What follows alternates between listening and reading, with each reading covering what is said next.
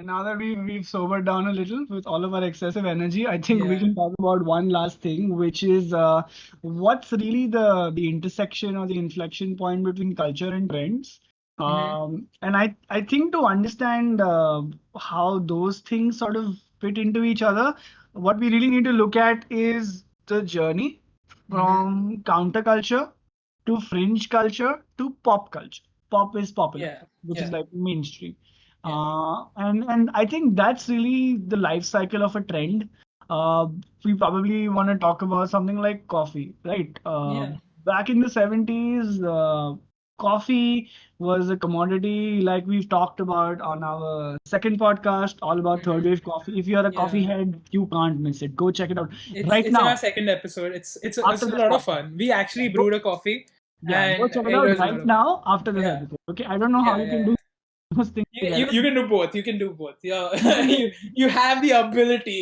you have the Do ability. it. Yeah. So black coffee was like something which was very industrial, was very commodity-ish. Nobody really gave two thoughts about it much. Mm, Um, it was supposed to be had with milk or creamer, yeah. but a lot of people used to have it black, and that was probably out of necessity because they couldn't afford creamer.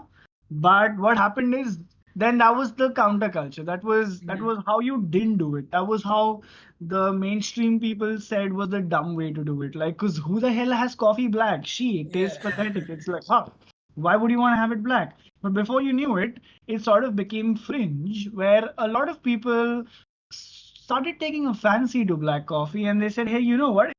Bad as people make it sound, we're Mm, like hipsters, but we still would want to experiment with it." And so the fringes of the population started adopting black coffee, mm. and before you know it, now black coffee is pretty mainstream. I mean, there's a chance if you say black coffee, depending on what part of the world you're in, no one's going to bat an eye. You're not cool anymore because the normal way to do it. But Yeah. if you say something like I have my coffee with oat milk or soy milk, or I have my coffee out of a sake cup, or like I have 14-year-old aged coffee, then you're probably going back to being a counterculture kind of person I because think this becomes more fringe culture because people are hmm, starting to see like there are so many different yeah, ways you can consume this particular bean water. Yeah. makes sense. Bean water, That yes, that's what yes. we call it. Let's say you talk But about the only way to drink coffee is to have it when you're upside down. Okay, like let's say a, yeah. a, a person says that on YouTube and everyone goes batshit crazy, and before you know it, Yeah. the next challenge, upside down black coffee. Oh, dude, I think that can genuinely like suddenly some kids will be like, "Oh, Yeah. let's do this challenge." It's like the Like upside dalgona down coffee coffee. challenge Like or what something. the fuck Yeah. even is dalgona coffee that everybody wants to have these days? Oh, I did it, dude. I did it at home. It wasn't bad. You know what? It wasn't bad, but I felt like it's just too overhyped by now. Oh, for sure. Way, way, way, way overhyped. I mean, it's good, but it's not like the best thing I've ever had But in see, my that's the life. thing, So right? We're a bunch of non-conformists who are looking at anything mainstream and go like, hey, you know what? No, everyone's doing it. If yeah. probably, let's say you were the only one who had the rest, be like going all, how is the coolest shit ever?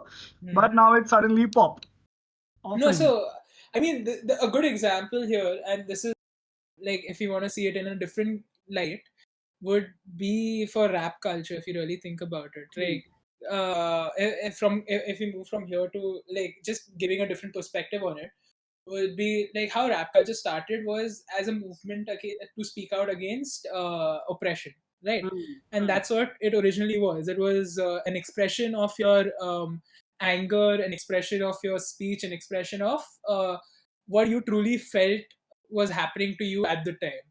And Yeah. from there it became it itself started branching off into different subjects of like people talking about oppression, to people talking about gangs, people talking about violence, people talking about different things, and then it evolved into people flexing in the sense like, Because oh, I'm I have gonna take this. you to the candy shop. Yeah, basically, right? Like from talking about diamonds on your wrist, or which they mean like a rollie with a Rolex with like diamonds encrusted on it, or they're talking about like all these. So it's evolved No over jokes. time, right? Why? Why And are there so many blowjobs in raps. Oh yeah. Blowjobs are very What's common with all of thing. that? And getting shot Um, 600 times, and I'm still here. oh, Yeah, definitely. Like you can't do shot on crap my to me neck. because I'm a I'm a rap god.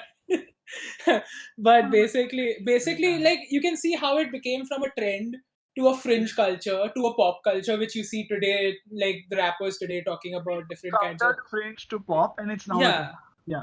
yeah. So it's become like its own big it has its own genres within that genre, right? So Yes, those it's genres. Lot of genres genres. genre बहुत genre है इसमें